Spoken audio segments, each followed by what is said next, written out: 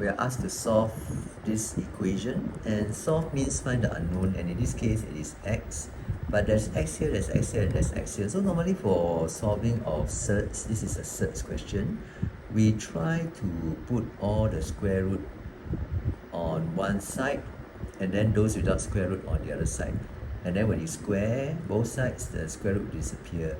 Okay, but in this question, no matter how I put, the two sides would have square root, and I cannot put, let's say, this and this on the left, then there will be three surds on the left.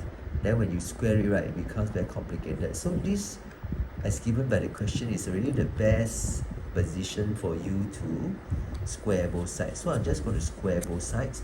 When I square the left hand side, I'll just have this without the square root sign. This one is something like your a plus b. So I square this whole thing. When I square this whole thing, it actually becomes this square, which is this, and this square, which is this, and then this times 2.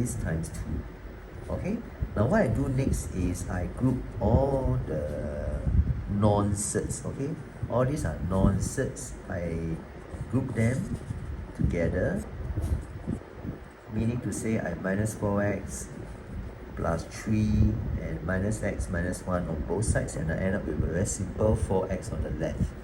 Okay, and this other right hand side here, the 2 remains, but if I have a surd times a surd, then all I need to do is to multiply the inside. Okay, and this time this is 4x squared, minus 3 times this is minus 3, then minus 3x plus 4x is x. So what I've done is I simply expanded the inside.